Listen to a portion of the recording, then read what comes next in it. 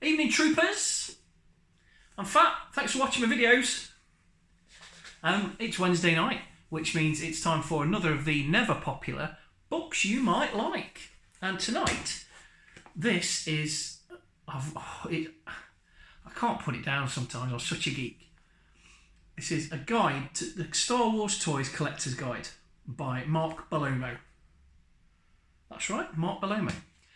And it basically goes through every single proper Star Wars toy from 1977 to 1985. Is that correct? That is correct.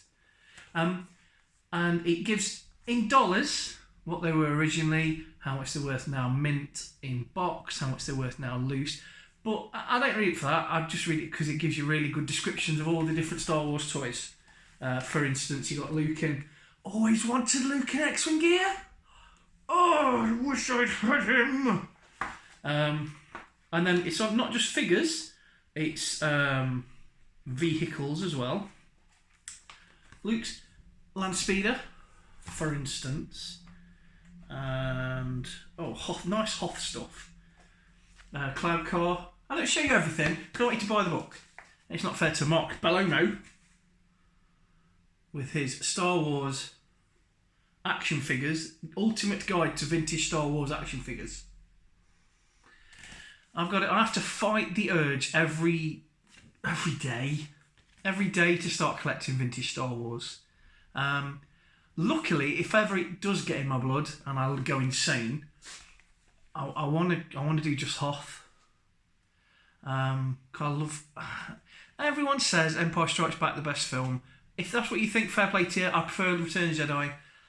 But I love the Battle of Hoth because it's the first time we see somebody making a game of it against the Empire, you know? Soldiers in trenches, hand to hand, belt buckle to belt buckle, technology. And at that point, the rebellion is on a massive high. You've got to remember about the Battle of Hoth. They've had the Battle of Scarif, which they just dominated. They've blown up the Death Star. Yes, they've lost Alderaan. That's bad news because that was their biggest military and financial backer. But then they've got the Hoth base, which is pretty top notch. Everything starts to go downhill after the Battle of Hoth, and that's the problem with sort of irregular forces, insurgent forces. They're always winning unless they lose, and organised government armies are always losing unless they win, and then the wins with a capital W. You know what I mean?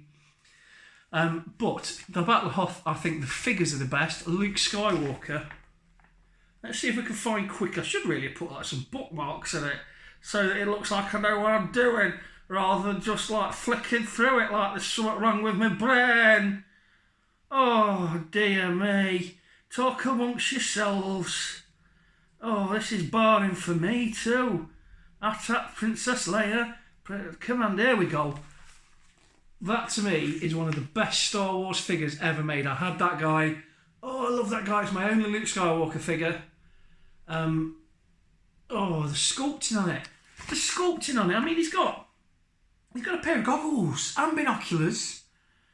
Even if he didn't have any toys for any action accessories like pistols and guns, which I had a few, but having them ones moulded on, it felt like you'd got the binoculars and you could say, "Oh, let me look through my binoculars hand and I'll see if I can see."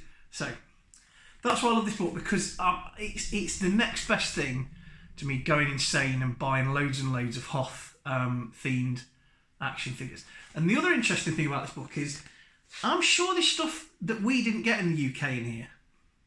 Because when growing up, you saw the Millennium Falcon a lot. You saw TIE Fighters, X-Wings, Snow Speeders, blah, blah, blah, blah, blah. But it was very rare you saw the Imperial Shuttle. I believe they were sold over here, but very rare you saw them. I never saw Luke's Land Speeder for sale over here.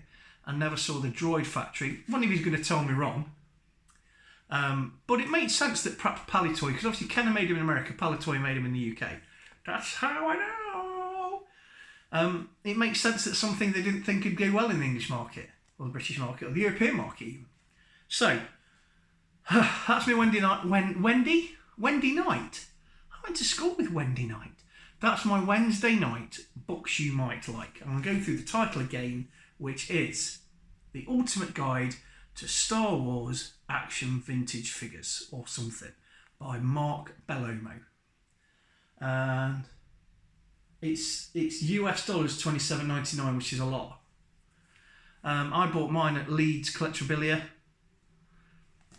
I know, I can't remember it either. But yeah, it's wicked, and it's got all kinds of stuff all the way through. And I sit in the bath and I read it, and I pretend that I've got all these down here. So I hope you see that and you think, oh, I really like to get, because I love Star Wars toys, and I chucked all mine like an apps. The deal was, after my mum passed away, my dad's loft was just full of junk from the family, and he managed to get some loft insulation done. And I said to him, look, we're going to clear the loft. We've not been up there for 10 years. It's all going straight into the tip. Boom, boom. Because I knew if we got stuff down, he'd be sorting through it, and the house would just be a train wreck. So I said, it's all going. So that means all my G.I. Joes went, all my Star Wars, all my Starcom. Oh, I could cry myself to sleep every night from a Starcom. They're not worth any money, but I'm not buying it again. Because I really looked after my toys as well. So apart from the Millennium Falcon, which was rough, they're all really in good condition. But they're all in landfill now, so some alien will dig them up in 1,000 years and go, why has that fat kid threw this away? This is mint! Anyway, thanks for watching. Hope you enjoyed it. If you did, subscribe, like. If you find that on Amazon, drop on it. I heartily recommend it. It's a really easy read if you're not a big reader, but there's blocks of information on the actual toy, when it was released, design process, all that stuff. It's really interesting. So thanks for watching. I'll see you very soon.